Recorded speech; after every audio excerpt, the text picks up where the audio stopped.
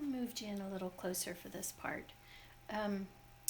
So what I did was I took the clay and I sculpted a couple of little things. I did this little star face here. Okay, as you can see, I sort of shaped, and then I did some additive on top. One of the things is that this method of working with paper, you're not going to be able to get a lot of tiny little detail, but we're going to see what this does.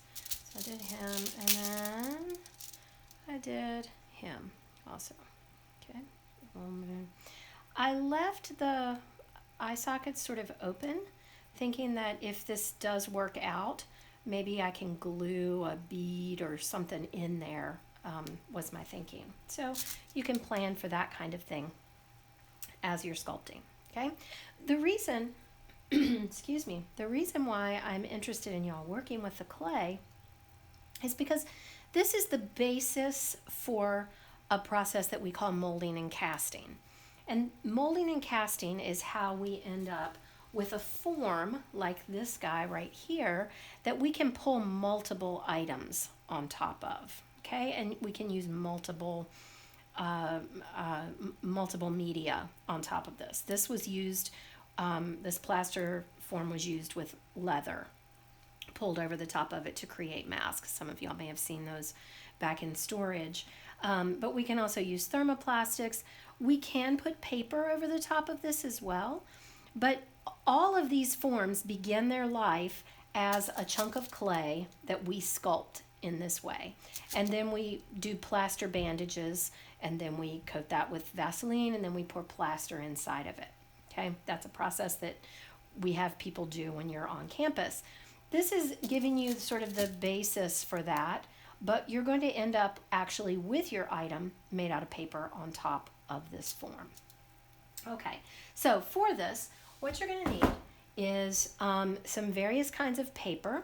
This, that's sort of outside of the camera lens down here, is actually some of the paper towels that are in the dispensers here at Dickinson.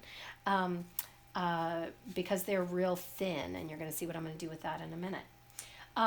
The next is, this is basically a paper bag weight of paper. Okay, so if you have some paper bags, you could tear that up. And this is some paper that was used as packing material. It's a little rougher texture, and maybe just a hair thicker than the paper bag. But the key is that it's a different color, slightly different color, which will become clear why that's important in a few minutes. Then I just found some crepe paper, which these were some crepe paper streamers that I thought I might use on my last layer to make an interesting color. You can, of course, also paint this. Okay. You could use tissue paper. You could get some construction paper and tear that up and have different colored paper on top of this. Okay, the other thing you're going to need is you're going to need that bottle of fancy glue that I sent you, white glue. You're going to need a cup of just water, okay? Then you're going to need a mixture of 1-to-1 water to your white glue, okay? I'm using just some Solo cups for this purpose, okay?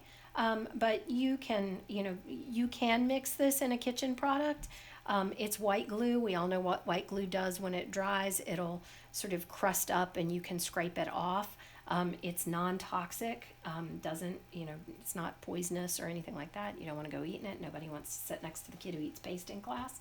But anyway, it's pretty innocuous. But we have a bunch of these cups that we reuse, okay?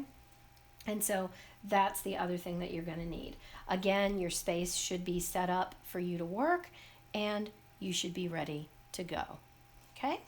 All right, so the next thing you want to do is you want to mix. So pour your water into your white glue.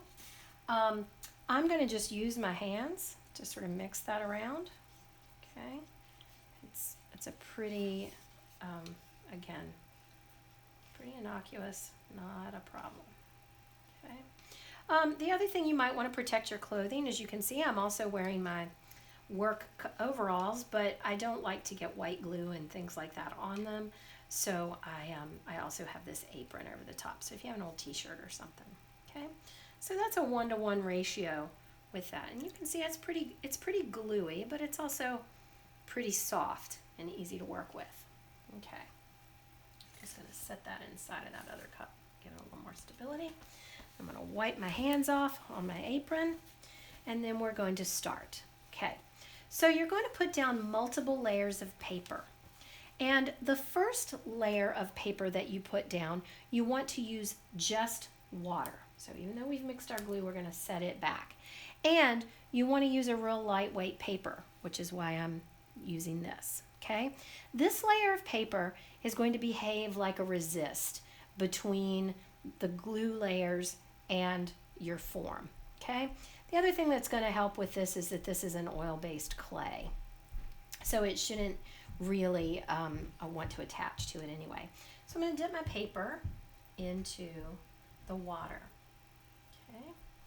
Then I'm going to lay it down on the form. Okay. One thing that I should have said to you in the prepping for your paper pieces, we don't cut these. As you can see from the edges on this paper, it's torn. That's really important because essentially what you're doing is you're taking this paper and you're reconstructing it into new paper, okay? So you want those little frayed edges, right? So when you're doing the paper, you'll discover there's a direction that your paper tears really easily, like that, and a paper that it doesn't tear so easily. You generally want to tear it along the way that it tears easily. Then you get these nice long strips, and then you can size them down. Okay? All right. So the first thing you're going to do is you're going to lay down this layer of paper just with water. Okay? You're going to put that all over your form.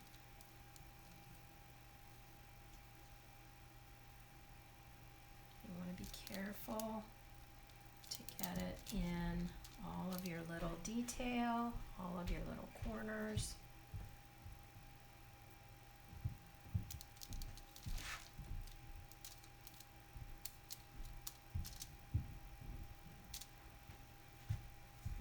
Tried this with it on my front, and I get in my way there, and I get in my way here too.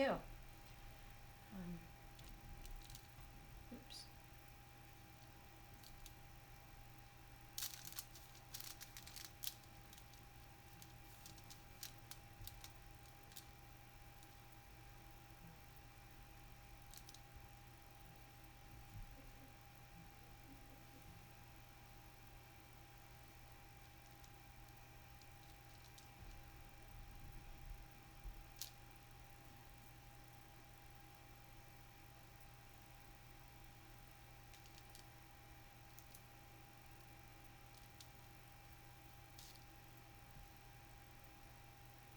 Again, I'm using my real thin paper for this.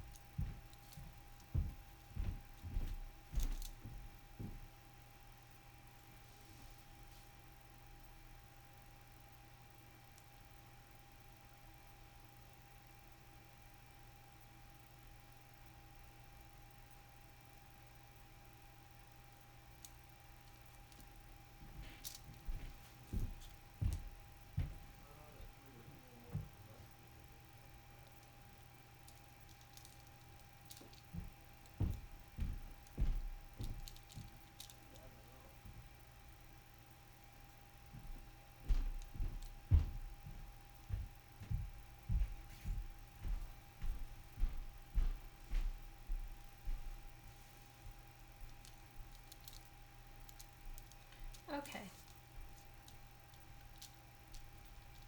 So I now have just a wet layer of paper over the top of this. The next thing that I'm going to do is I am going to lay down layers of paper and glue on them. Okay, the idea is that this layer of just water and paper will keep these layers from adhering to the form. Again, you want to work this with your fingers so that the edges of your paper sort of blend into one another.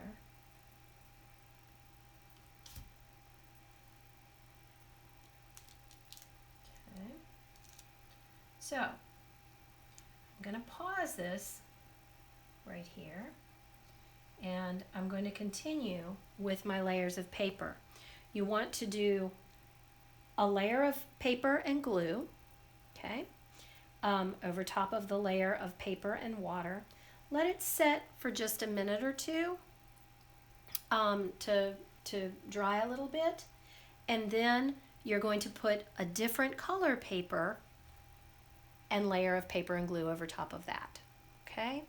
I am hopeful, because our sculpts are so small, that you shouldn't need more than your water and paper layer, your paper and glue layer, another hard paper and glue layer, and then maybe one more hard paper and glue layer, and then your color on the top. Or just another paper layer if you're going to paint the whole thing. Okay? All right. I'm going to go and I'm going to work on this, and then we'll meet back here. Okay?